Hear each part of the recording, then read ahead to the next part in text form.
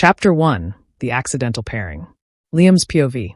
If you had told me at the beginning of the semester that I'd end up partnered with Nate freaking Waverly, I would have laughed. Loudly, possibly while choking on my granola bar.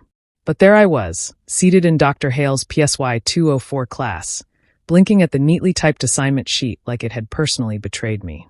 You will be working in pairs for the entire semester. The topic: human emotions and interpersonal relationships. I expect thorough research, case studies, and personal analysis. Personal analysis? Was she serious? Nate Waverly, golden boy of the psychology department. Gorgeous, smug, emotionally constipated, or so I thought. He walked around like he had a fan blowing his hair back in slow motion. Meanwhile, I was lucky if my hoodie didn't have last week's ramen stain on it. He flopped into the seat next to mine, flashing me that overconfident smile that probably melted panties and boxers alike. "Guess we're bonded by fate, partner," he said, voice smooth as caramel. I grunted. More like doomed by it. Don't be shy, Liam. This could be fun.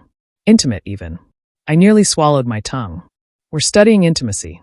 Not whatever you're implying. He winked. He actually winked.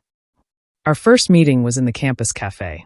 I came prepared with color-coded notes, a planner, and mild social anxiety. Nate brought a smoothie and a smug aura. So, I began, flipping to a blank page. We should break the project into emotional categories. Maybe start with empathy, then explore vulnerability. Why don't we test real emotions? Nate interrupted. Like touch, eye contact, chemistry? I froze. That's not in the rubric. Emotions aren't confined to rubrics, Liam. Besides, psychology's about connection. And we, he gestured between us, have something. Don't you feel it? Heartburn. He laughed. Loud, full, and honestly kind of beautiful. Ugh. Over the next few weeks, we ran mini experiments on ourselves. Eye contact for 4 minutes straight? Torture. Especially when Nate stared like he could read my browser history. You blinked first, I said during one session. I also caught you checking me out, he replied. No, I was checking your shirt. It's ugly. It's your favorite color. Damn. It was navy blue. Then came the infamous empathy experiment. We agreed to spend 24 hours sharing everything: texts, voice notes, confessions. No filters. No lies. At 2 a.m., I sent him a voice message. Sometimes I wonder if I'll ever feel anything real for someone. Like actual butterflies. He responded 5 minutes later. You get butterflies when I'm around. Don't deny it. Also, I sleep shirtless. Night. Was it hot in my room, or was that just my emotional analysis spiraling? The next day, things shifted. He brushed his hand against mine when we reached for the same textbook. Our knees touched under the table. He leaned in too close when reading my notes. And then, just as I was beginning to entertain the idea that maybe, just maybe, he wasn't full of crap, he said, "You're fascinating, Liam." And I said, "You're full of crap." But I said it smiling. Chapter 2, The Eye Contact Experiment and Other Forms of Torture. Liam's POV. I don't know what kind of spell Nate Waverly was trying to cast on me, but it was working. And by working, I mean I spent a full hour the next day analyzing our interactions like a conspiracy theorist with a cork board. Did he mean to brush his hand against mine yesterday? Was the shirtless voice note a joke or a declaration of war? And why the hell did my heart do a gymnastics routine every time he smiled? Dr. Hale had assigned us a section of our project that week: the impact of eye contact on trust and emotional connection. So, Nate said, showing up at my dorm with that ever-annoying casual confidence and a bag of chips, ready to fall in love? What? I choked. The 4-minute eye contact thing. Proven to build intimacy. You nervous? I've stared at textbooks longer than that. Textbooks don't have cheekbones. And there it was again, that damn smirk. We sat cross-legged on my bed, knees almost touching. I dimmed the lights because apparently ambience helps, and hit start on the timer. For the first 30 seconds, I was fine. Stoic.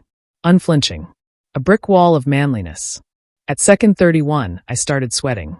Because Nate wasn't blinking. He wasn't even smirking. He was just looking at me. Like really looking. Like I was a book he actually wanted to read. My defenses crumbled around the 2-minute mark. You have really nice eyes, he whispered. They're like stormy. But soft. I blinked. That's incredibly specific. He tilted his head slightly, smile returning. So are you. Minute 3 was when I started panicking. The room felt too quiet. Too warm. I could hear my own heartbeat. I swear his pupils dilated. By the last 30 seconds, I was fighting an urge to either kiss him or throw a pillow at his face. Possibly both. When the timer went off, I jumped up like I'd been electrocuted. Well, that was deeply uncomfortable, I babbled, grabbing the chips. But science, right? Gotta love it. I think I need water. Or tequila. Or a cold shower. Nate just laughed. You almost kissed me. No, I didn't. You wanted to. Did not. Did too. Shut up, Waverly. Make me. Our eyes met again. For a long, breathless second. And then my roommate Max burst in like the Kool-Aid man. Hey, anyone want to see this video of a raccoon stealing a pizza? I have never been so thankful for wildlife in my life. Later that night, I lay in bed, staring at the ceiling. The silence was deafening. My phone buzzed. It was Nate. Nate, so, what emotion are we filing that under? Sexual tension? Or just unresolved gay panic? Me, both. Definitely both. He sent a smirking emoji. I threw my pillow across the room and groaned into my mattress. The next day, he brought coffee and a proposition. Let's explore vulnerability, he said casually, sipping his caramel macchiato like it wasn't a bomb he just dropped on my mental stability. Real stuff. Secrets, fears, fantasies. Fantasies? I squeaked. Calm down, Freud. It's for science. Oh God, this project was going to kill me. Or turn me into a flustered mess of longing and sass. Probably both. Chapter 3. Truth or Dare, mostly truth. Unfortunately, Liam's POV. It started with a notebook. Not just any notebook, a beat-up, leather-bound thing Nate claimed to have used during his gap year abroad, which, according to campus legend, involved beaches, broken hearts, and at least one scandalous encounter in a Parisian bookstore. This, he said, placing the notebook dramatically between us, is our vulnerability journal. You made that up just now. Of course I did. But admit it, it sounds poetic. I was thinking more pretentious. He ignored me, as usual. The rules are simple. We each take turns writing a truth. Something real. Something raw. No lies, no jokes. And the other person has to read it aloud. I blinked. This sounds like a trap. It is a trap, he said cheerfully. For your walls. Let's break 'em down, Buttercup. Buttercup. The nerve. I let him go first. He scribbled something quickly and slid the journal over to me. I opened it and read aloud. Sometimes I pretend to be cocky so people don't notice how scared I am of being alone. I froze. The silence stretched. Oh, I said dumbly. That's wow. Your turn, he said softly. I took the pen. My hand hovered over the page. What was I supposed to say? That I spent most of my life being the smart one because I didn't know how to be anything else? That I'd never had a real relationship because I couldn't risk letting someone pass my defenses? Instead, I wrote, I've never kissed someone and actually felt something. Like the world tilting. Like I mattered. He read it out loud. Quietly. Then looked at me. And for once, he didn't say anything clever. Just nodded. The next hour was filled with more truths. Some funny, some weird, some painfully honest. I failed my driving test 3 times. I hate my laugh. It sounds like a dying goat. I once pretended to be straight for an entire semester. That last one was mine. And it hung between us like fog. He didn't tease me. Didn't pry. Just said, been there. Something clicked between us then. Not sparks. Not butterflies. Something deeper. Understanding. Then came the dare. Because Nate, being Nate, couldn't leave well enough alone. I dare you, he said, eyes gleaming, to let me in. Just for tonight. No walls. No sarcasm. Just Liam. The real one. That's not a dare, I muttered. That's a psychological ambush. I'm good at those. I stared at him. At the way his hair curled slightly at the tips when it dried. At the way he sat too close, like distance was a suggestion he refused to acknowledge. What happens if I do? I asked. His voice dropped. Then I'll show you the real me too. And I don't know what possessed me, but I said yes. That night he stayed over. Not in the spicy fanfic way. Not yet. He just lay beside me in my twin bed, talking about his mom's divorce, his weird fear of pigeons, the time he cried during Finding Nemo. I talked about the pressure of being the responsible one, the loneliness that came with pretending to be fine all the time, my hatred for group projects, no offense. We didn't touch. Didn't kiss. But when he fell asleep with his arm grazing mine and his breath soft against my neck, I realized something terrifying. The butterflies were back. And this time they weren't just flapping. They were dancing. Chapter 4, Sparks Inside Eyes. Liam's POV. I woke up to Nate's face 2 inches from mine. Correction, Nate's peaceful, absurdly beautiful, mildly glowing face 2 inches from mine. His mouth was slightly open. His lashes were too long for someone that irritating. And his hand, traitorous bastard, was tangled in my hoodie like I was a human security blanket. For half a second, I forgot to breathe. Then he mumbled in his sleep. Liam. I short-circuited. My entire brain shut down. My soul evacuated my body. My hormones did a conga line. He didn't wake up. He just kept sleeping like a serene, sexy menace while I lay there, stiff as a statue, heart thundering like a bass drum in a stadium. I needed to get out of that bed. I needed to escape. But then his hand twitched, and he curled even closer, muttering, "Stay." And I stayed. I freaking stayed. Later, over waffles and existential dread, I tried to play it cool. You, talk in your sleep. Oh yeah, Nate said, casually licking syrup off his fork like he wasn't the reason I'd spent half the morning hyperventilating into my pillow. What did I say? I shrugged. Something about penguins. Very romantic. Damn. I meant to dream about you. He winked. Again. I was going to need an exorcism. Stop flirting. Stop being so flirtable. Not a word. Still true. I threw a piece of waffle at him. He caught it in his mouth. Show off. That afternoon, we went to the quad to observe emotional expression in public spaces, aka people watching while pretending we were being productive. See that couple? I pointed. They've had 3 fights in 10 minutes, and they're still holding hands. Codependent, Nate said. Also goals. I snorted. You'd want that kind of drama? Not that kind. But the kind where you fight and it matters. Because you care. And you come back anyway. I looked at him. He wasn't smiling. I swallowed. You really want that? I want something real, he said. Not perfect. Just real. Our eyes locked. The air thickened.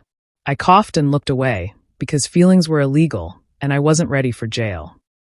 That night, everything changed. We were in his dorm room, reviewing the affections section of our project.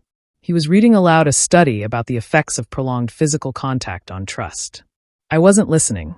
I was watching his mouth. So basically, he said, setting the paper down, touch releases oxytocin and builds emotional connection, blah blah hormones. Kiss me. It slipped out. Unplanned. Unfiltered. Immediate regret. He blinked. What? My face caught fire. Forget it, I didn't mean. But he was already moving. One hand cupped my jaw. The other rested lightly on my waist. His eyes searched mine like he was making sure. Really sure. I've wanted to do this since day one, he whispered. And then he kissed me. Soft. Gentle. Intentional. Like he wasn't just touching my lips, he was touching something, inside. Me I didn't know was even there. My hands fisted in his shirt. He deepened the kiss, tilting his head, pulling me in, until I wasn't sure where I ended and he began. It was slow and hot and terrifying, and he pulled back. I told you, he murmured. Real. I stared at him. Breathless. Shaken. Then said, we're so screwed. He grinned. Completely. Chapter 5. Emotional lab rats and accidental shirtlessness. Liam's POV. There are some moments you can't unlive. Like your first kiss. Or your first real kiss. Or your first real kiss with your emotionally complex, annoyingly attractive psychology partner who kissed you like he'd been planning it since the womb. That kiss with Nate. Filed under, major life event. So naturally, I responded by ignoring him for 3 days straight. Look, I panicked. Every time I closed my eyes, I could still feel it. The warmth of his lips, the softness of his voice, the way my knees went full spaghetti. I needed space. Time. Therapy.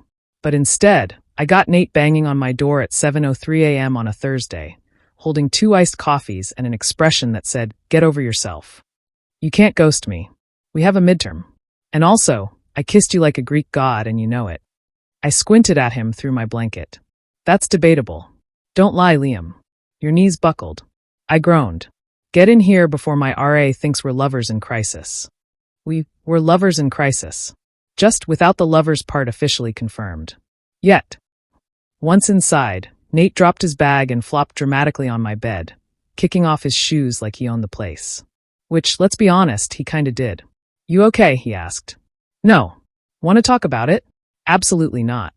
"Want me to take my shirt off so we can have a productive distraction?" I stared.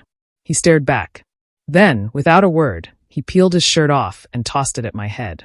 "I hate you," I muttered, trying not to stare at the smooth tan skin and stupidly defined abs and the small tattoo near his ribcage that I absolutely did not notice twitch when he laughed. "You love me," he said, smug. Pause. Oh no. I felt it again. That weird tightening in my chest. That gut punch of realization. I did love him. Maybe not the forever and ever kind. Maybe not yet. But the beginnings of it? The roots? They were there. Curling around my ribs, wrapping themselves into my bones. And it scared the living hell out of me. "So what's the verdict?" Nate asked as we sat cross-legged on my floor, notebooks open, caffeine flowing. "Are we partners in something more? Or was the kiss just for funsies?" I fidgeted with my pen. It wasn't just for funsies. Good. But I'm still processing. Also good. I'm not good at this. Relationships. Feelings. Letting people in. "I know," he said, smiling gently. "That's why I want in. Because you're worth the challenge." I blinked at him. That might be the nicest thing anyone's ever said to me. "Great. Now take your shirt off." "What?" "For the experiment," he said innocently, pointing to our assignment prompt. Physical vulnerability. Skin contact. The effects of comfort and discomfort during non-sexual touch. "You're making this up." "Liam, my dude. It's in the syllabus." It wasn't. I checked later. But by the time I realized that, we were lying on my bed, shoulder to shoulder, shirtless, just existing. And for the first time in a long time. I felt okay. Warm. Seen. Safe. He didn't try to kiss me again. Didn't push. Just laid there beside me like he belonged. Like we belonged. Later, just before he left, he leaned in and whispered in my ear. "When you're ready for something real, I'll still be here."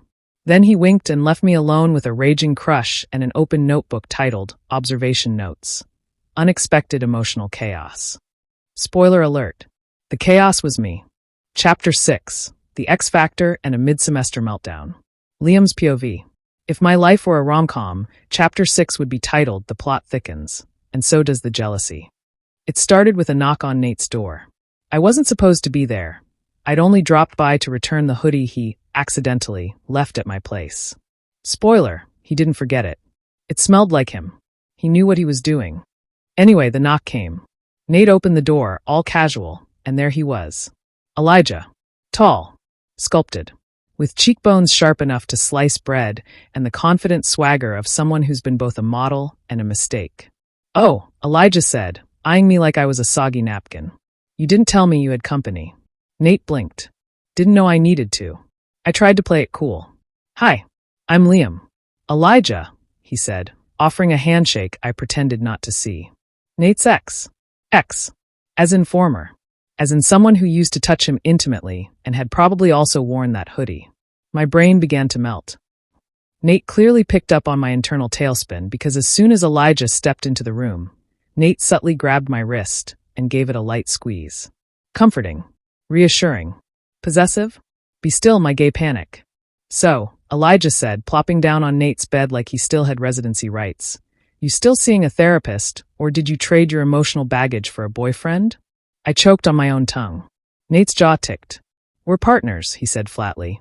"For psych. That's it." And just like that, my stomach dropped. That's it. That's it? I wasn't mad. Not exactly. I mean, we were technically just project partners with a couple of emotionally confusing sleepovers, one steamy kiss, and a shirtless cuddle session that would haunt my dreams until death. But still, it stung. After Elijah left, thankfully, without licking Nate's cheek like I irrationally feared, Nate turned to me with a tired sigh. "You okay?"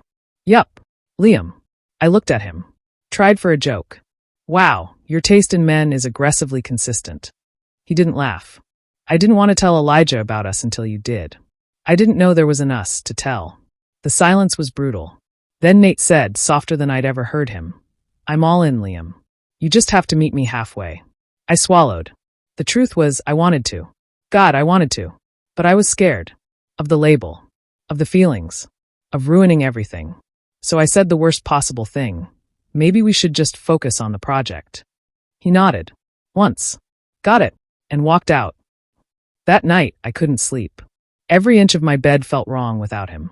I missed his snark. His warmth. His stupid, stupid wink.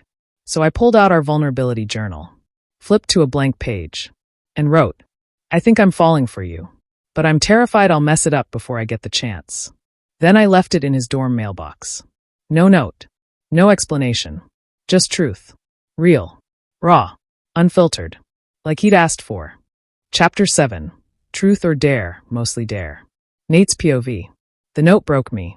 I found it on a Wednesday, crumpled in my mailbox like an apology wearing Liam's handwriting. No name, no signature, just words that punched me in the chest and whispered, I think I'm falling for you, but I'm terrified I'll mess it up before I get the chance. Same, Liam. Same. I sat with it for a while, held it like something sacred, because for all his sarcasm and defensiveness, Liam had just done the bravest thing he'd ever done. He told me the truth. So naturally, I did the most Liam-appropriate thing I could think of.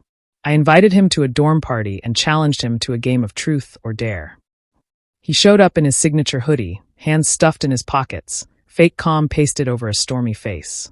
He looked so nervous, I wanted to wrap him in a blanket and guard him with my life.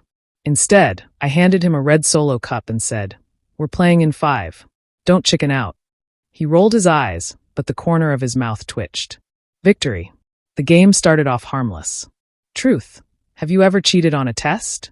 Dare. Text your mom that you joined a cult. Truth. How many people have you kissed this semester? My turn. I locked eyes with Liam. Truth or dare? His eyes narrowed. Truth. Coward. Have you thought about kissing me again? The group hooted and hollered. Liam flushed bright red. Yeah, he muttered. I think about it all the time. Dead silence. Then someone clapped. And I smiled like a fool. A few rounds later, it was his turn. I expected him to play it safe. He didn't. Dare, he said, staring me down like he was sick of running. I blinked.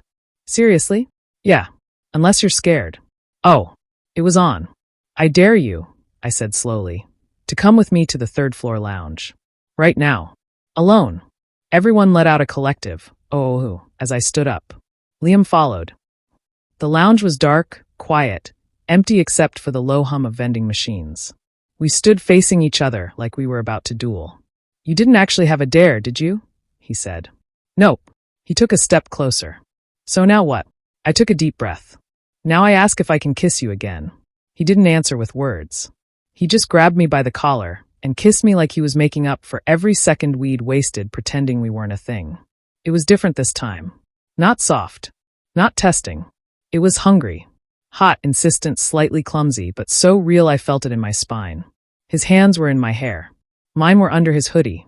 I felt his breath catch when I grazed his waist, and my brain officially short-circuited. We broke apart only when the vending machine made a terrifying whir and nearly destroyed the moment. He laughed, breathless. I hate how much I like you. I love how much you like me. You're the worst. And you're mine. He froze. I panicked. Too soon. He nodded. Way too soon. Then whispered, say it again. I did. And he smiled like maybe, just maybe, he was ready to stop being scared. Chapter 8. Meet the Parents and the Secrets They Keep. Back to Liam's POV. There are 3 kinds of panic in life. 1. The I forgot my term paper panic. 2. The I kissed my emotionally unavailable partner, and now I feel things panic. 3. The I'm about to meet my maybe boyfriend's parents, and I might projectile vomit panic. Guess which one I was having?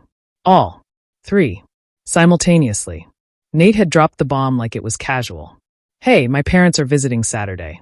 Thought you could come meet them. You know, as my person. I'd frozen mid-bite of a burrito and nearly choked. Your person. That word echoed like a confession in a church. Saturday came too fast. He picked me up in his battered old car, playing stupid pop music that somehow made me feel calmer. He even wore cologne. Cologne, for God's sake. I almost died right there. Relax, he said, squeezing my knee as we pulled into a quiet suburban neighborhood. They're cool. Mostly. Mostly? When we walked in, I met them. His mom, warm smile, lethal eyebrows, definitely knew things without being told. His dad, gruff, silent, stared at me like he was still deciding whether to call me son or hazard. And then the living room wall, filled with photos. Nate in football gear. Nate as a baby in a lion costume. Nate with Elijah. Smiling. Arm around him. Picture-perfect couple. I froze. You okay? Nate asked under his breath. I nodded too fast. Yup. Great. Love trauma. He led me into the kitchen while his mom casually grilled me about my GPA, career plans, favorite foods, and intentions with her baby boy. I stammered my way through answers while Nate shamelessly watched me sweat like it was foreplay. But just as things were getting semi-normal, it happened. I overheard his dad in the next room, voice low but not low enough. You sure this is just another phase? My stomach dropped. I couldn't move. Couldn't breathe. But Nate? He stood up, walked straight into the living room, and said loud enough for everyone to hear. It's not a phase. Liam isn't a substitute. He's someone I care about. If you can't respect that, you don't have to be part of my life. The silence afterward could have shattered glass.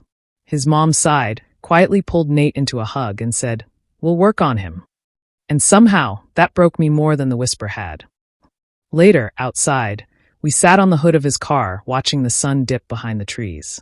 You didn't have to do that, I whispered. Yes, I did. But your dad can deal. I looked at him. Really looked at him. You're brave. He gave me a crooked smile.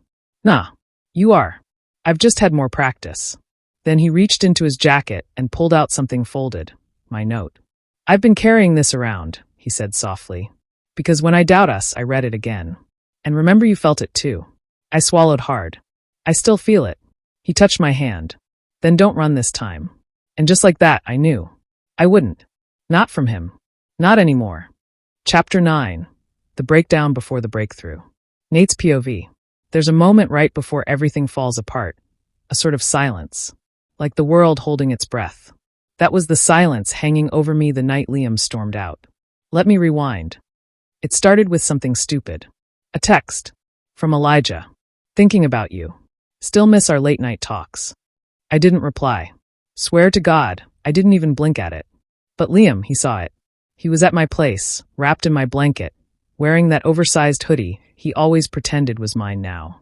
His eyes flicked to my screen and froze. That from your mom? Nope. Elijah. I nodded, honest like a fool. Yeah, but it's nothing. He didn't say anything. Just set his cup down. Quietly. Too quietly. Liam.